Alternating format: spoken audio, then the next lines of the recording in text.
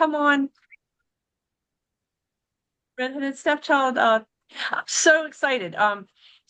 Welcome to our Thursday book celebration tonight. We're celebrating Claudine Moreau, and I got to see it was in May, right, at Weymouth, and I was like, we should celebrate your book.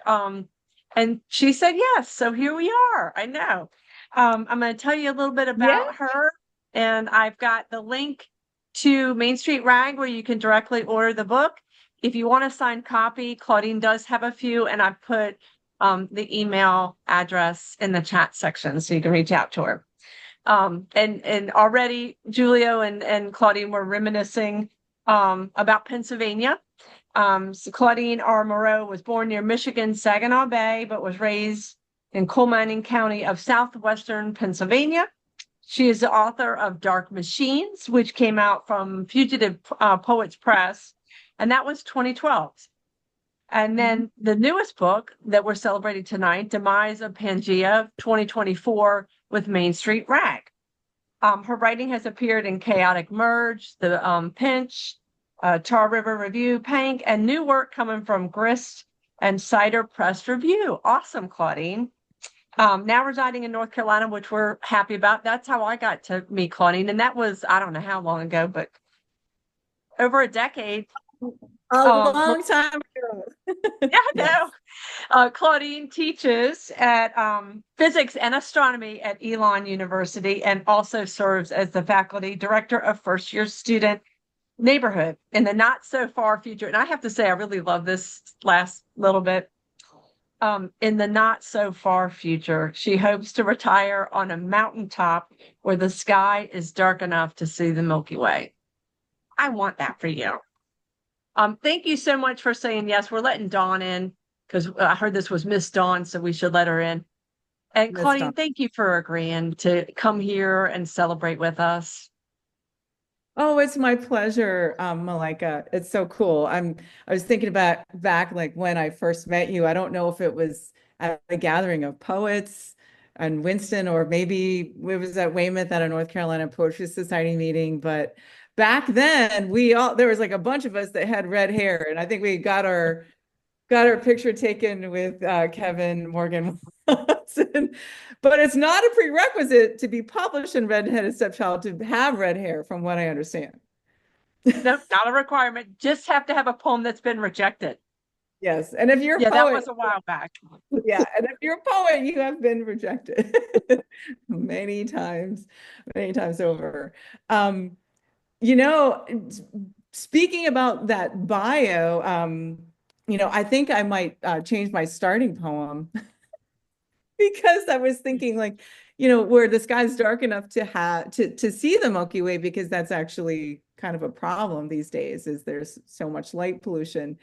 Um, but yeah, so this is the wait, say yeah, so this is the book, Demise of Pangaea. And what's so exciting about it is I got an honorable mention in the Brockman Campbell Book Awards for this. So I'm super excited about that for this book. And that meant a lot to me. So that news came out just this summer sometime. So it was like, wow, that's so cool. So let me find that one. I wasn't planning on reading that one, but you know what? Kind of makes sense to read this one. So, light pollution has taken out our ability to see the galaxy in the night sky. And that's one reason why I often go out to Western North Carolina to see the Milky Way, because I live in Elon, North Carolina, and you can't see it here. So I imagined a future where, humans may not be able to see it at all. So this poem is called Extinction of the Milky Way. Slow murder of light, Hera's spurting milk, silvery sky creek, and a trail of horseshoe spark. In the city, it is mythical like a centaur, Atlantis, or the fountain of youth. Soon on the farmland and the desert mesa, the milky stream will be blotted out. The galaxy's remains, spiral-armed bones, descend into the fossil record. It begins. The first generation is born whose eyes cannot see Galileo's dusty embers. The constellations will be next. Imagine one night, Orion's belt slips, buckle and sword. Listen and hear the heavy clunk as it hits. Yay. So that's yeah, that's why I got to move to the mountains. But hopefully, I don't know, but everyone's retiring out in North Carolina mountains now, so that may not be a good plan anymore. So one of the themes in Demise of Pangaea is pulling apart in that movement, whether or not it be a quick pulling apart of things or the slow, inevitable moving apart of things. There's a lot of moments that are kind of like on those precipices. So I thought that I would read the poem Demise of Pangaea. Because one of the themes, like I said, it's the pulling apart, but it's not just the pulling apart. It's a pulling apart of literal things, but also of people and relationships, whether it's romantic relationships or mother-daughter relationships, those kinds of things. Our relationship with Earth, our relationship with the night sky. So there's a lot of that breaking and pulling apart that's a big theme in this book. So Demise of Pangaea, here we go. All right. It's June and the sky never goes dark. The solstice sun is entombing night. An endless red dusk seeps like a wound and bleeds through Oslo's barcode skyline. The harbor fjords become gnomons, track the day's slow radioactive decay. And we are in bed. Midnight sun exposes the long ridge between our bodies. I watch your chest rise. 100 tiny moles move outward. Our continents pull apart by slow churn, some invisible thing rising through the rock. Okay. I've been teaching a lot of planetary astronomy at Elon. So the geology, I never studied geology. So when I started studying geology, to teach planetary astronomy, I started going, oh my gosh, this is so cool. Like there's so many really cool images in geology. So that became part of my repertoire, so to speak. So more on like relationships that are falling apart. I don't know. I'm 52. I just can't seem to get it right still. But hey, this poem came to me. Let's see, this one's earlier in the book. It's again, I teach physics, so there's a lot. I mean, I like putting like the science in the poems. So I'd sometimes go off into some tangential physics speak and stuff, but some people was like, keep it in. And I think I remember one time, actually, Judy, if you're still here, Judy said, oh, I don't like all that physics in it. It makes me feel dumb. And I'm like, hey, that's a good point. So I want to try to find a balance of where I can put the physicsy kinds of stuff in it, but then it can be, approachable and people don't feel repelled by it. So sorry, Judy. But I'm working on that. And that was a really good comment that you gave me one time in a workshop. So this poem is called Mirror Sorcière. So mirror sorcière is a type of, it's a convex mirror that bows outward. And it's kind of like a security type of a mirror. But these mirrors have been known to be kind of mystical in the past. And some people call them like the third eye type of a thing because of the way that they show, so much of their surroundings. So Mere sorcier. We leave the hotel room after a night of sex and sleep. We leave it muggy, damp, disarrayed, cotton sheets still cooling, and nightstands sticky with spills. When I see the curved mirror divulging the entire corridor, 4 shut elevator doors, and us from head to toe holding hands, I think we are the lovers in Jean Van Eyck's Arnolfini wedding.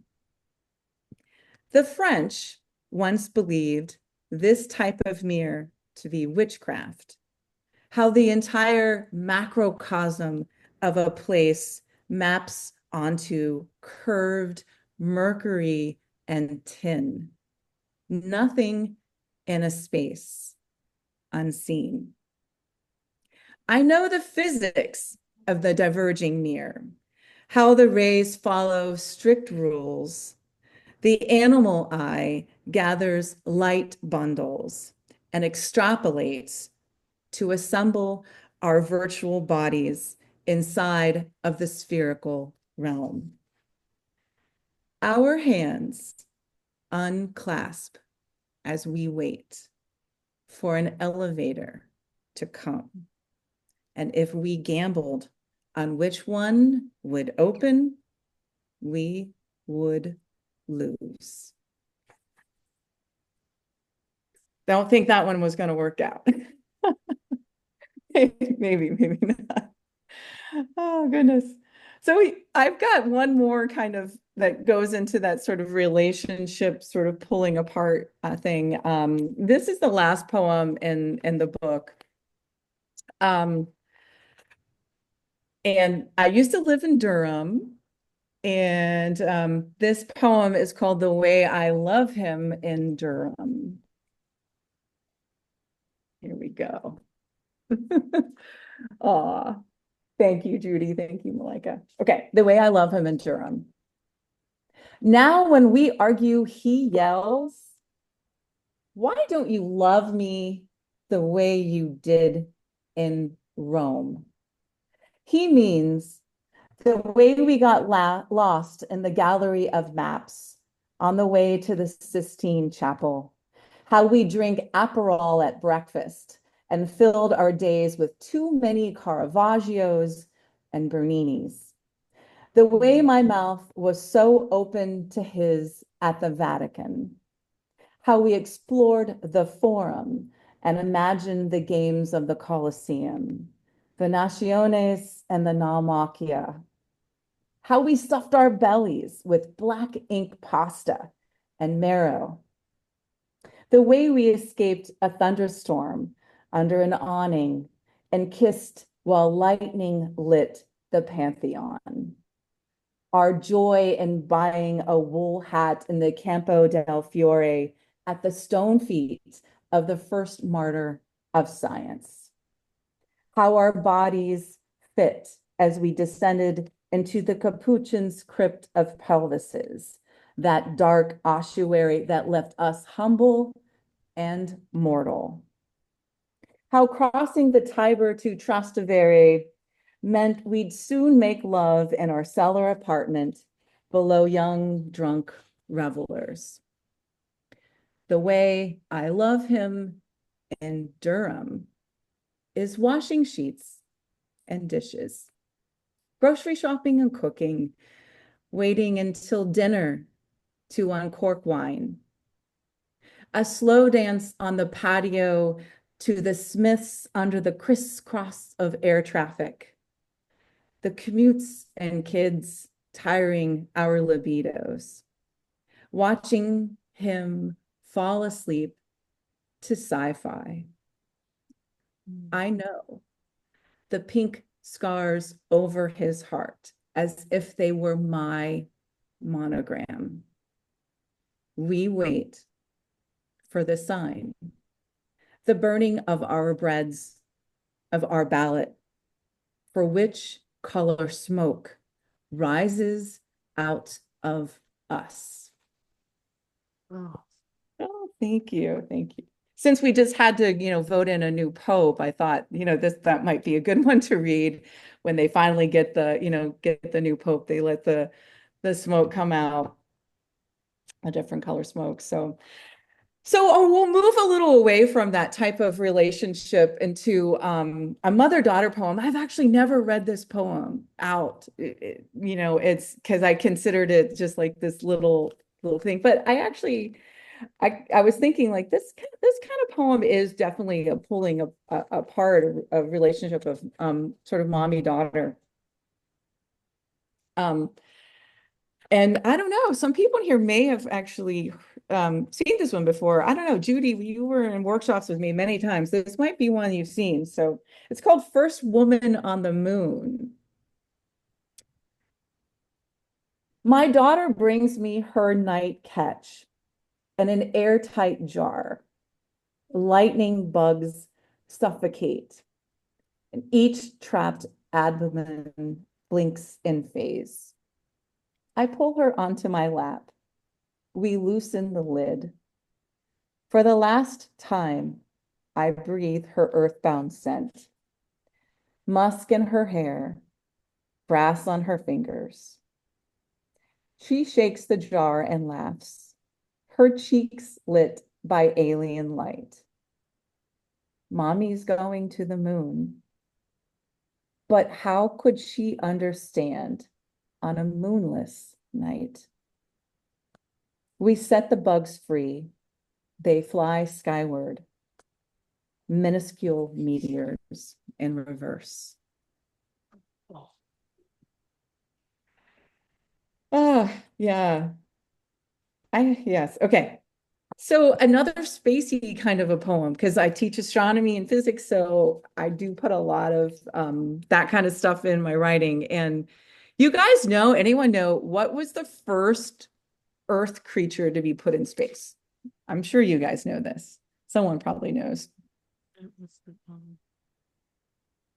Dog. Yeah, Becky, that is a dog. Yes, the Russians put a dog in. Yes, you guys knew it. Laika. Malika, it's in your name. Literally, it's in your name. Oh my God. How did I not realize that? That's so cool. Okay. Yes. Okay. So I had to write a little poem about like the space dog. So this poem's called Space Dog. Right. There's Jackson here. Oh my gosh. Yay. Oh my, there's more people in here than I knew. This is so amazing. Yay. Okay. Space Dog. I wonder if Laika had a window, a round portal in the capsule wall to see the moon hanging like a bone. What did she think as heat crushed on her cognac fur far from Russian winter? She scratched paws on knobs and levers. Food rose into perfect spheres. She tongued globules, her last supper in free fall. Maybe she dropped into a final dream, chasing alley cats, snuffing her nose across wet stacks of Pravda between trash cans. 2,000 sunrises, and then her remains tucked into the thick fold of atmosphere. A quick prick of light, a nova unseen.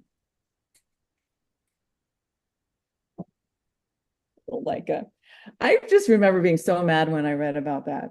Like, what? It was planned, like there was no return plan. It blew my mind. It blew my mind.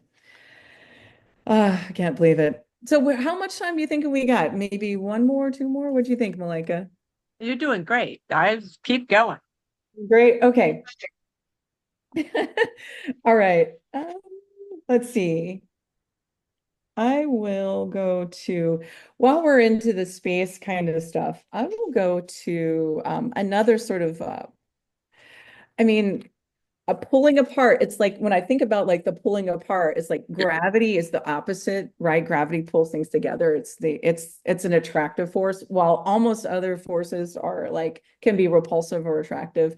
Gravity is only attractive. So I thought, like, what would happen if gravity just, gravity turns off? When gravity dies, what happens? Mm. When so because like the largest structures of the universe being driven by gravity, well, dark energy too, okay, but anyways, so this one came out of that. So it's when gravity dies, the scalloped breath of the Big Bang ends her jog toward the infinite, no longer with purpose. Black holes shine and spit light. Digested matter slings out ripped divots of space-time. They uncompress now like bed springs. Galaxies will stop their whirlpool dance. Stars will twist their dimmer switches. A slow fade as cores release their last gasps of fusion. Planets snip from stars, cast off in tangents from elliptical bondage. No more supernovae or their invisible rain of neutrinos. The seven sisters of the Pleiades each get married and move out of Taurus. Gear and cog orbits of satellites and space stations pop like party streamers. The crescent moon stops tilling space. Her curved cheek reflects the last beam of sunlight, and she leaves Earth, her rib of creation. Okay. So I think I'll maybe read one more if that's okay. Just my last one to kind of go off on that. Let's see, kind of. All right. All right, one more. So choose your own adventure now. Just kidding. So I'll stay in the sort of cosmic kind of theme of things. And this is actually a new poem. And it was just published this year in Chaotic Merge. It's a cute little, it's this very eccentric, cute little place. And I've been working on new stuff that's very like, it's tied into things that are happening in the 1990s, Mm. in the 90s. So there's a lot of like 90s references that are going on in 90s technology, CDs and those kinds of things, and events. So this poem, my last one, is called "The Road Through Richmond Was Paved with Diamonds." Ooh. At first, loving the narcissist made life feel electric and warm. His brand of love bombing, 3 a.m. walks, drinking champagne straight from the bottle, stargazing along the Tar River's muddy banks, reading me to sleep at dawn with On the Road and Howl and Hess. Mm. Endless fusion of passions, poetry and politics and science. It's the end of the world as we know it way we made love after President Clinton's press release. A Martian meteorite found with possible signs of life. All of this before Monica in the Dress and frenemies like Linda Tripp, and before narcissism was a meme. But the slow morph began. His laggard white lies, tiny waveforms clocking in and out of phase, just beyond the visible spectrum. Of course, I measured each lie and hooked them up to multimeters. The data added up to mirage or phantom, he'd say. And oh, so smartly, he'd magnetize me back with his charm. Let Julie Cruz float us into the night and a scratchy throated trip hop album coo us into dummied LSD dreams. I remember finally waking up during a trip to Bizarre Love Triangle playing on his Pontiac Sunbird's 6-disc changer and the view through his fist-cracked windshield. The snaking asphalt through Richmond was paved with diamonds. And that night, Hail Bop stretched through our bedroom window, and I watched the comet burn and dissolve in sunlight. Its tenuous veil pointed away from the sun as its core, nucleus of rock and ice, crumbled and released two tails, one of vapor and one of dust. Thank you. Ah, damn, Claudine, that was a good one to read. That was awesome. I'm gonna let everybody unmute, take a moment just to say thank you. And yeah, Cindy, you gotta read some of Cindy. I'll send you the chat section, of course. Oh, you're so fabulous, Cindy. Can you talk about? There was a phrase that you used about Claudine's work that I thought really hit at why this kind of, gumbo stew works so well. Oh, she said Albert Einstein and Carl Sagan would be proud. You are a star in the galaxy of poets.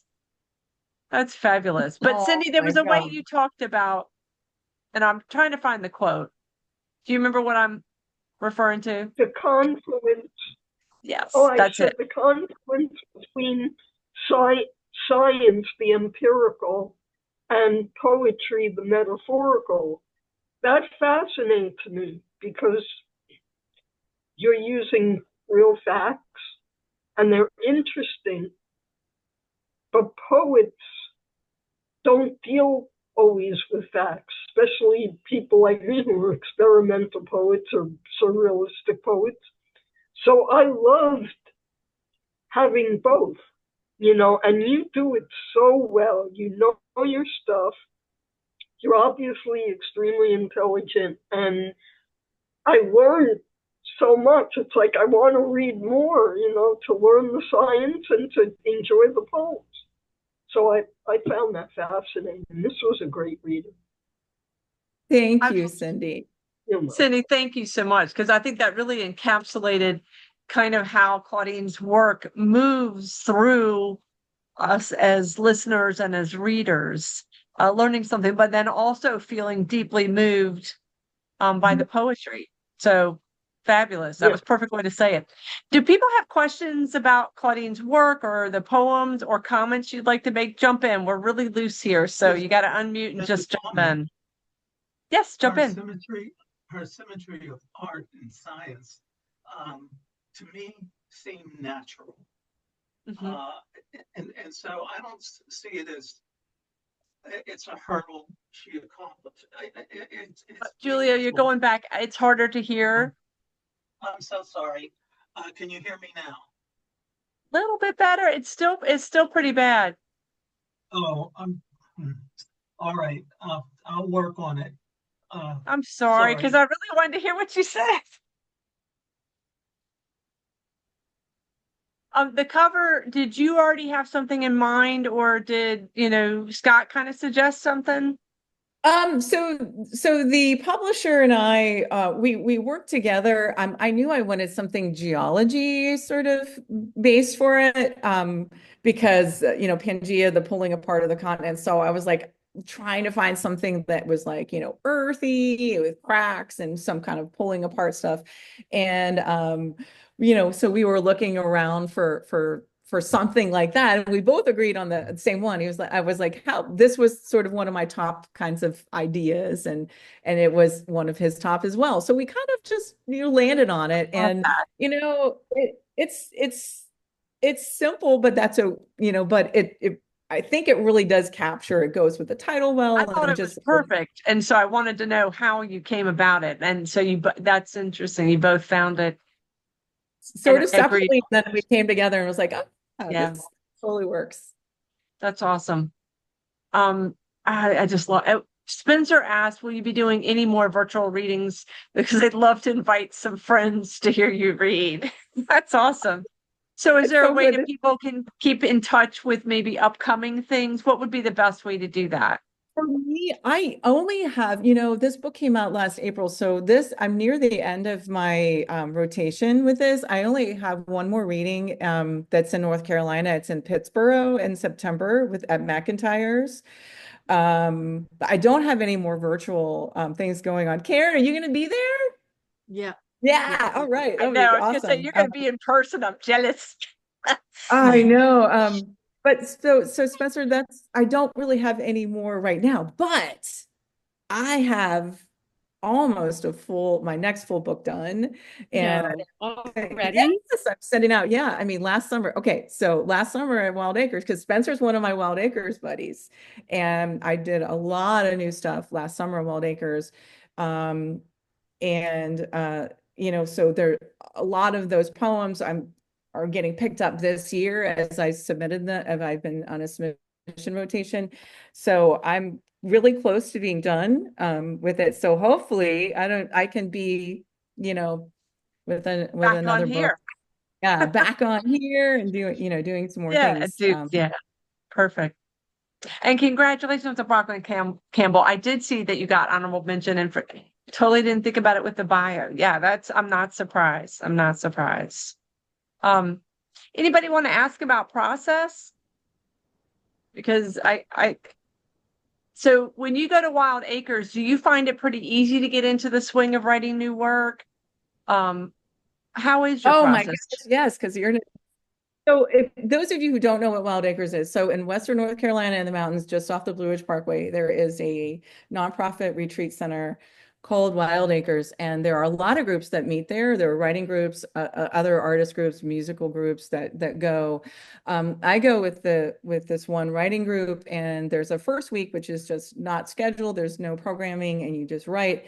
And I'm there with people like Judy, like Spencer, and you get up in the morning, the bell rings, you go eat breakfast, and everyone talks, and you get bounce ideas off of each other, and people just bring up so many random facts. You never know what people are going to be talking about, and then that just sparks things, and then you go and you write until lunch, and then you have lunch. You're like, I wrote this, and you just get so excited. So it's really a great place because everyone is just talking about writing and you're with your people and it's just so cool. And it's really, really productive for me. And then every evening people will read in the main lobby, not main lobby, the nice little one room, and read what you write that day. So, and there's people there like Spencer that I've met, and other poets like Celisa Still. I don't know if you all know Celisa. Celisa is one of them.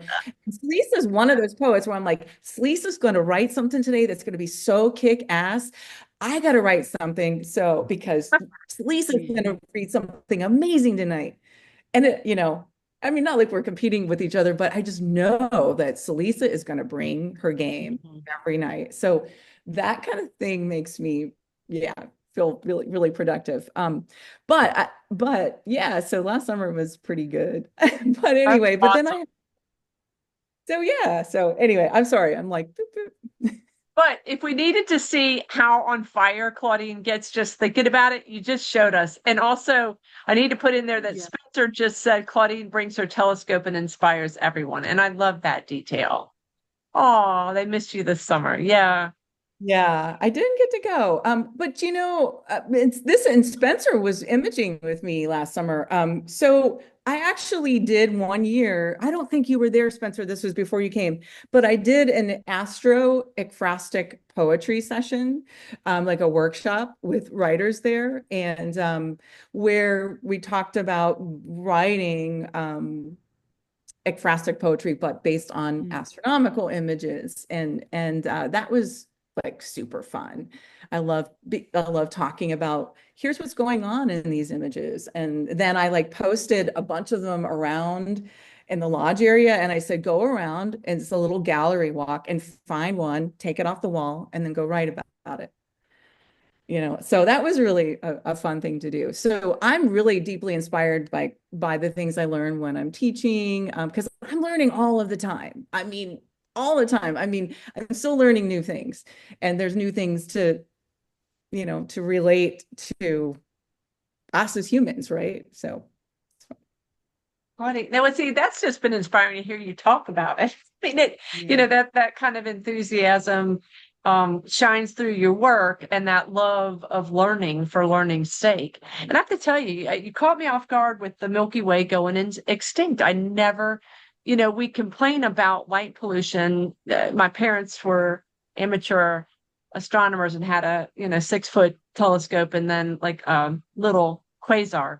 They would take photographs of lunar eclipses whenever anything was going on. And my dad would always complain, oh, this light pollution. But I never thought about, the idea of a generation that won't have an idea of what that is.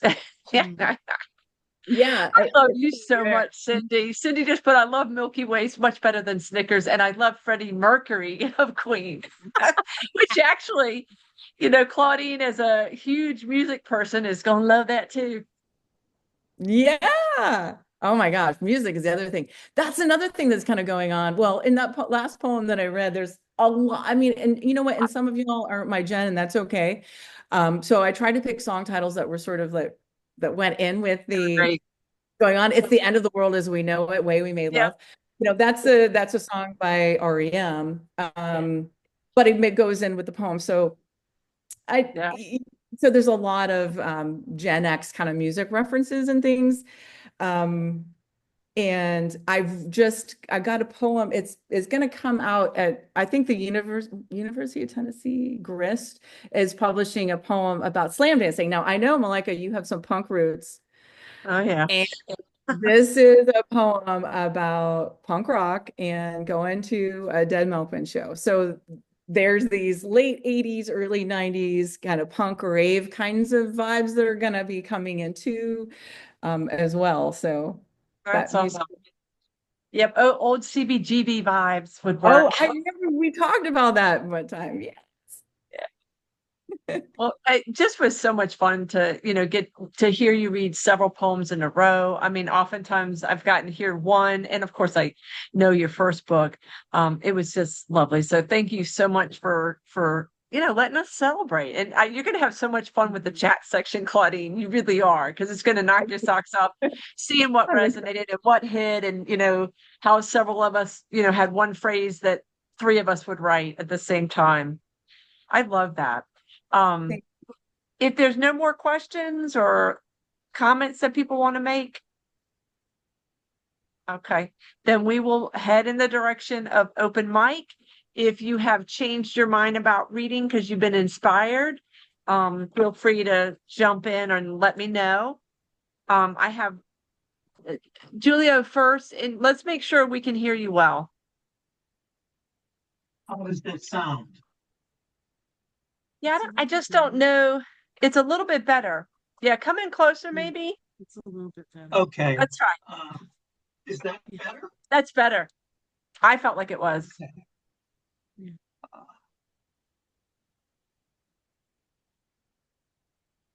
Let's see if I can fix this now.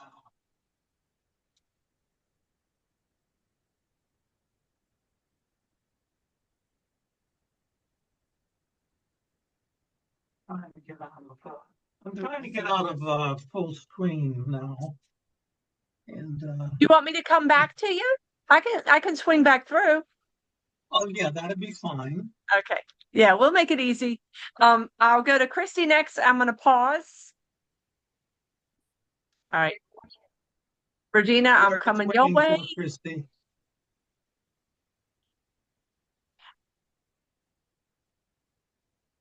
Julia, how about do you want to I went to Regina. ready. Are you ready? Would it work now? Yes. No, I mean, Yeah. you can go. It's fine. I'm good. And then Yes. I don't want to. Yeah, I'm good. Perfect. All Well, right. I was just gambling that there are a few people in the audience that have submitted poetry to publishers. So I wrote this. This goes out to all of you folks.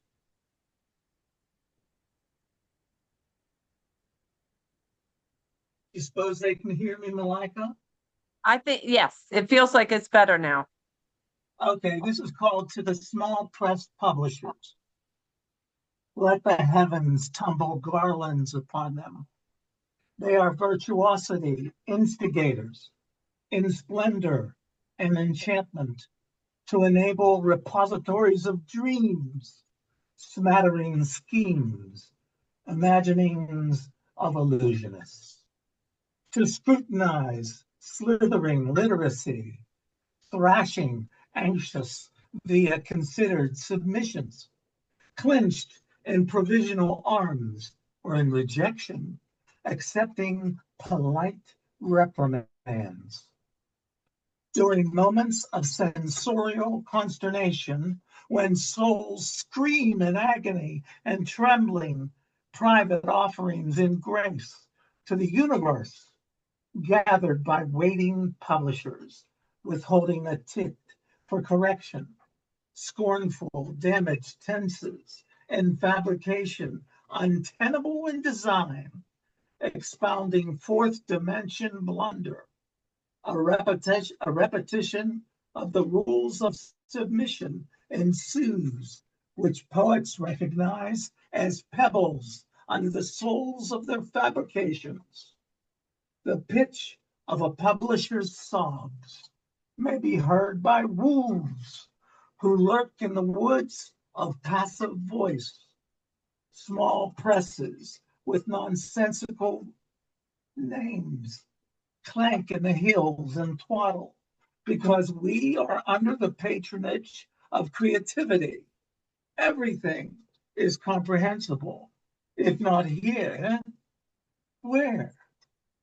And the annoying sobbing of poets drizzles from the heartbreaking skies, a vexing release, heard in a loftier, less accessible register by everyone within range of provocation, perceived fantastically in gerrymandered verse.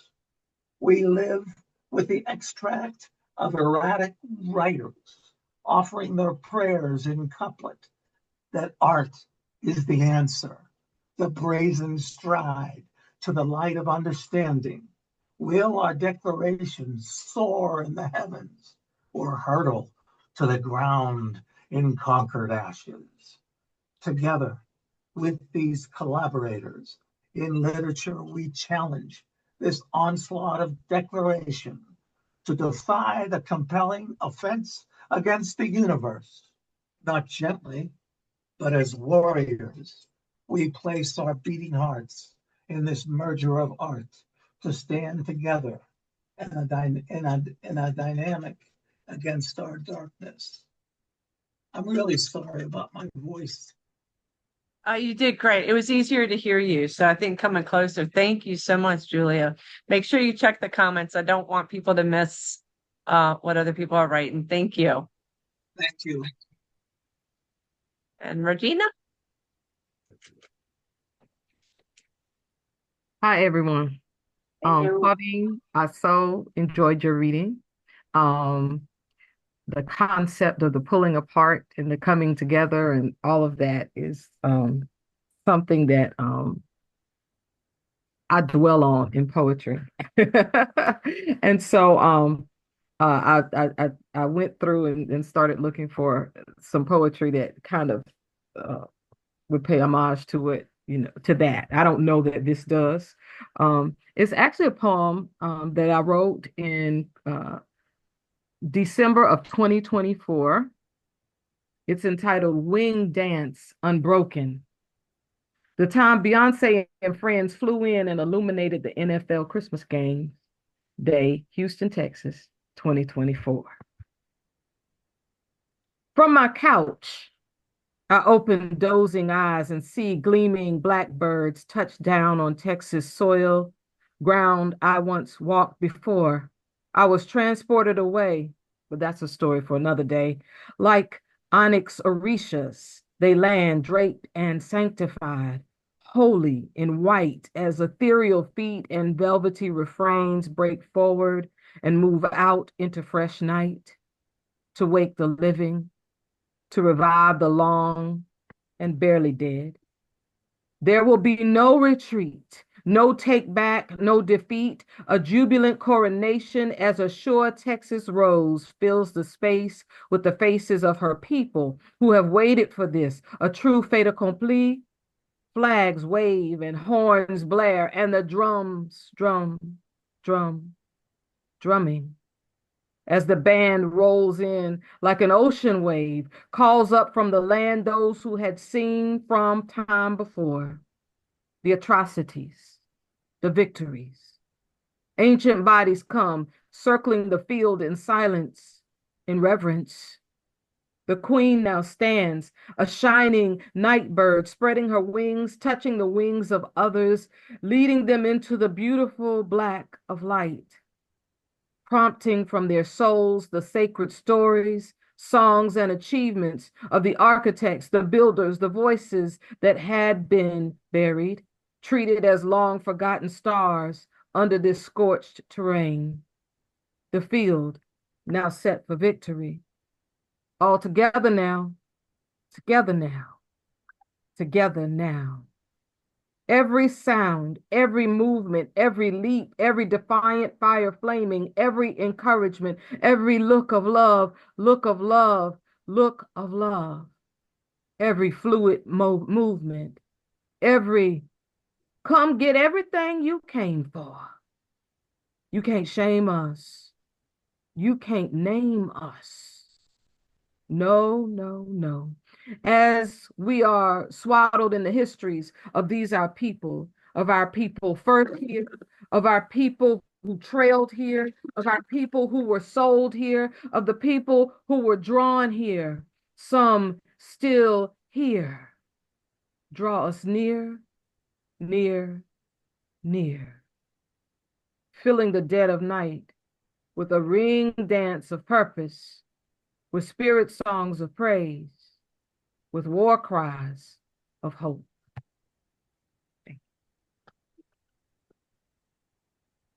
Damn, Regina.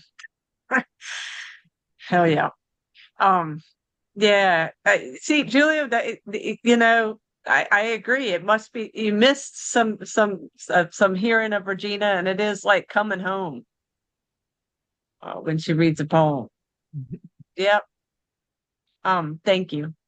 And I am going to Karen next. Make sure you check the chat section, Regina. Karen. Right. Can you hear me? Yes, ma'am. Okay, cool. So I am in the throes of the Poetry Postcard Festival. And so I am trying really, really hard to write short poems that'll fit on these daggone tiny little pieces of paper. Anyway, this is what I'm going to share tonight. And this is a postcard that I made. I guess y'all could see that. From a tiny little mixed media artwork that I had done a while back. And I don't know. I think it's just the times we're in.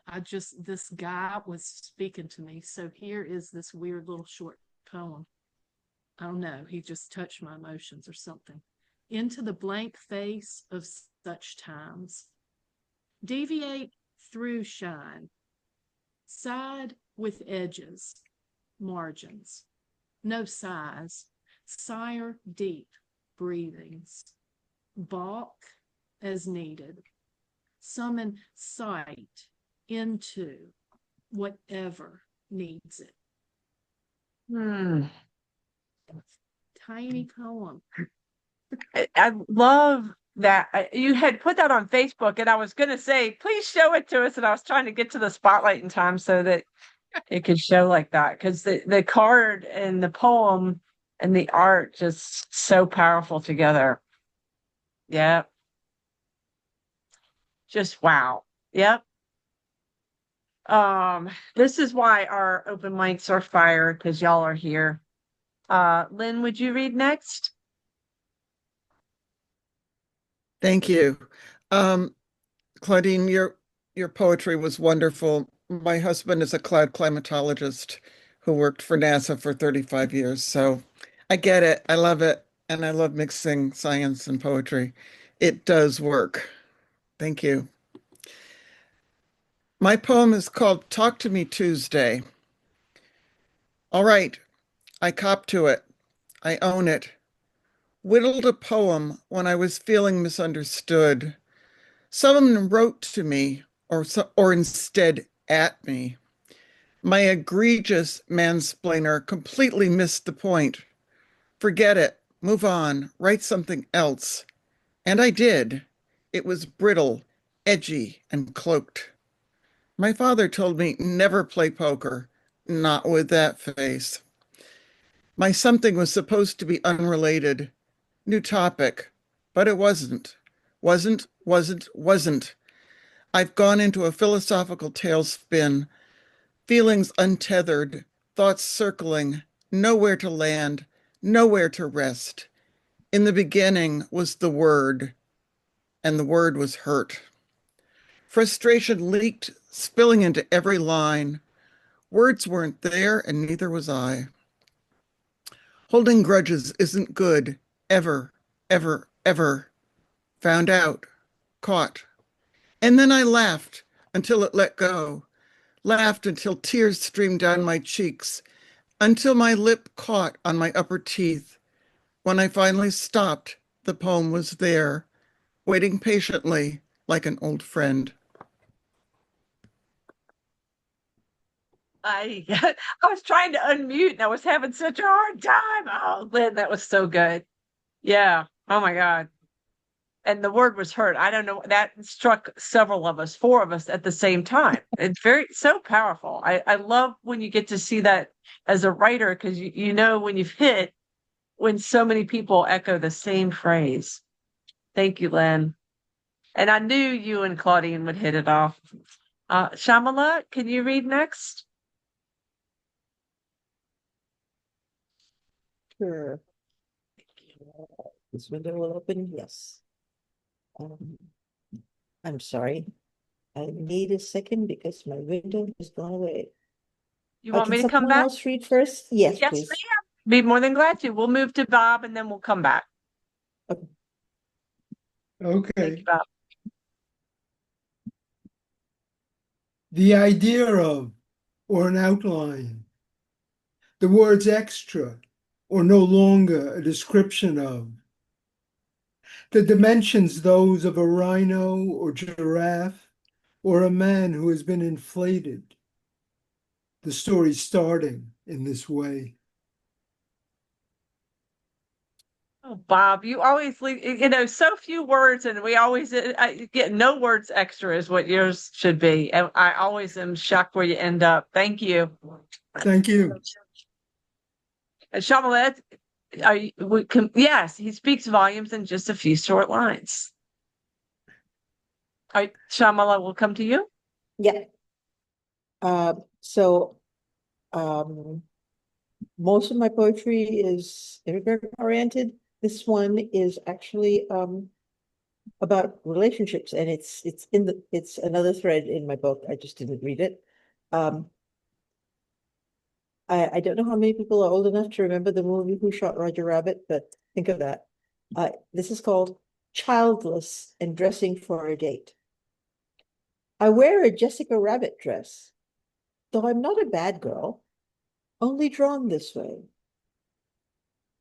My womb mocks me, bleeds senseless preparation for love that does not come. I'm not so bright or lucky, but still optimistic. I will wear red jewels in my hair to match the blood that nourishes the seeds of my hope. Shamala, it was nice to hear you read that poem. That was lovely. Yep, I only drawn this way. Mimi, and then I've got Cindy. Thanks. Yeah. Claudine, that was stellar. Absolutely beautiful. Thank you for reading. And Malika, thank you for what you create, this community. It's such a gift to everyone. You've always been amazing that way. And thanks to all of you for your beautiful poems. So many of you I haven't heard, and a few I have. So this is the longest title I've ever written, and it's the first poem I've written since 2020. I thought poems were gone, so this was fun that it came back. I contemplate purchasing a meditation bowl to get the attention of my students. Bad idea. I am not the mellow type of teacher who can engineer Zen into attention from chaos to seamless silence. I am not a classy class or, if you can hear my voice, clap once. I'm the one you don't invite to visit before bedtime. I like to wind kids up until the spring sticks, then click the lever and turn them loose onto the track, the green, the freeway, sailing over the overpass in whatever direction they can't resist. Mine is the kiss on the forehead that sends kids into feverish dreams, so they wake with more than enough to say, more than enough to launch them through their days to be the person each would have intended to be if vision equaled intention, to invent themselves as they go along. Damn, girl, I'm so glad the poetry came on back. We knew it would. It didn't go anywhere. And you're the kind of teacher that we all hope for. Thank you, Mimi. Cindy, you're our last reader for the night. Okay.